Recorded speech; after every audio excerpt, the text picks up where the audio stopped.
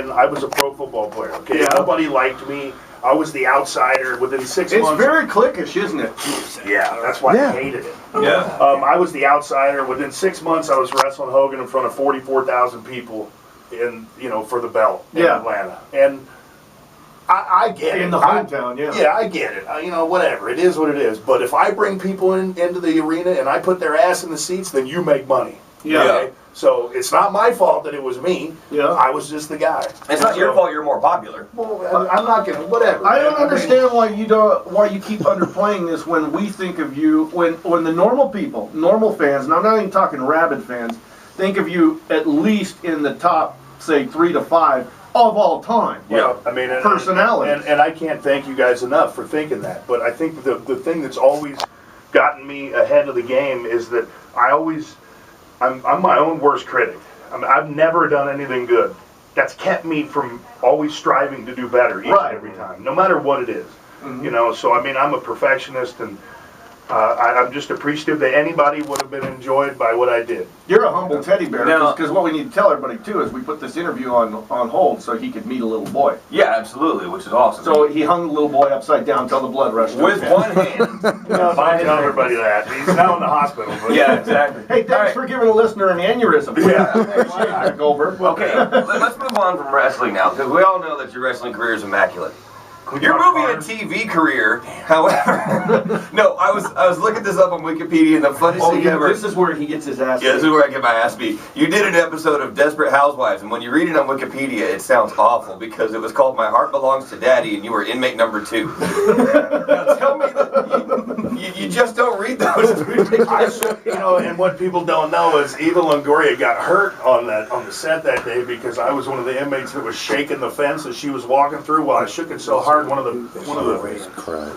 the poles came down and hit her right in the head. Really? Oh, yeah. Crowned her on the noggin. It is what it is. Hey, my wife was there. She perfect stunt double for her. So I was just trying to get my wife a job.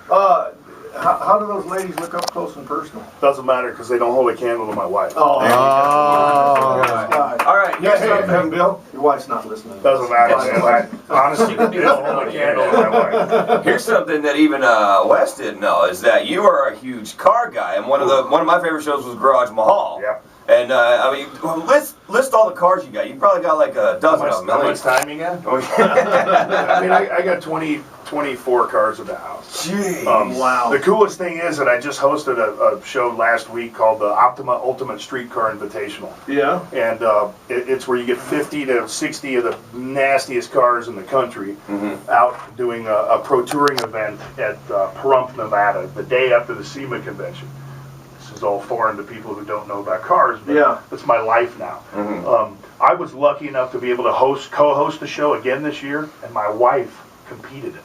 Wow. How cool is that? I mean, awesome. The major sponsors hooked me up. We built a car, and my 105-pound stunt woman wife got to go out there and just rip ass. It was awesome. It was just killer. I don't know about your car thing. Are you more of a high-tech car guy or an American muscle car guy? 60s and 70s muscle car. Yeah, my old man has a 68 Dodge Charger. Got that right there. I got a 69. Yeah, with the little round reflectors in the back. That's 68. 68's got the round tail lights. And I got you the also he knows his beans over here. Yeah, I wasn't testing him. It's just like that's car guy, man. That's the only car I know about. You also hosted Bull Run, which is basically like Cannonball Run, only legal, sort of. Yeah, Bull Run, it was a great TV show. At the end of the day, it's a little irresponsible to condone people who go out on the road. You got to get from here to here faster than anybody else, so haul ass. But they couldn't speed. They couldn't speed because you get, there's no way you can insure a TV show if you let them go over the speed limit. Now, granted, they're going to go over the speed limit every once in a while, but for the most part, 75% of the time, they were under the speed limit.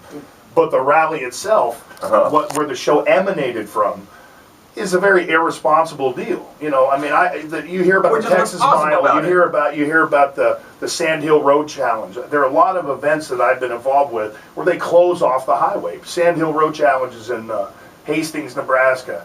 And, it's 56.8 miles open road, no speed limit. How cool is that? Now, that's very responsible because you're putting money into the community.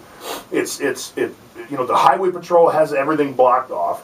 On the other end of the spectrum, is, you know, you get 50 cars leaving from New York City going as fast as humanly possible to Vegas.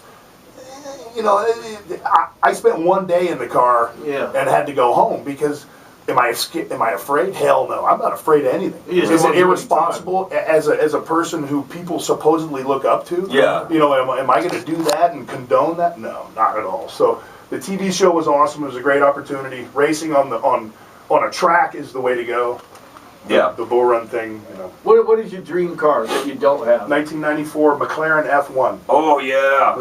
Single seat. There's a car. There's a seat right in the middle. You're like a fighter pilot. 648 horsepower, normally aspirated, no power steering, no power brake. It's a kick in the ass. Originally $1 million. What's it up to now? It's probably like $3. Yeah, I mean ridiculously expensive. Wow. But I'm gonna have one. I'm gonna assume you're a fan of Top Gear too. Then on the BBC. I am. Well, on BBC, absolutely. BBC, not the American. The American version, I was up for the host for one of the. You would have been so much better than these guys. I'm sorry. I like to say that myself too, but no, I can't watch that. If they went a different way, I can't watch it either. I mean, it's a rip-off. The BBC version is awesome. BBC version is killer. I mean, yeah. You see the money they put into it.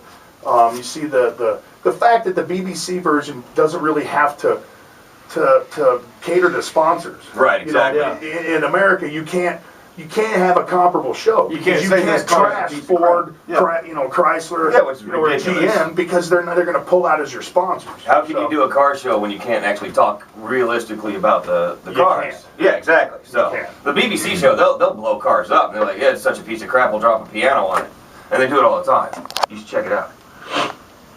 All right, let's call that segment it, and then let's get one more shark fight segment in specific. And then can we throw a big shout out to the military too? Absolutely. It is the United States Marine Corps birthday. We forgot today. The birthday of the United States Marine Corps. Yeah, exactly. 236th. Yeah, let me see if I got room for us to get that in today.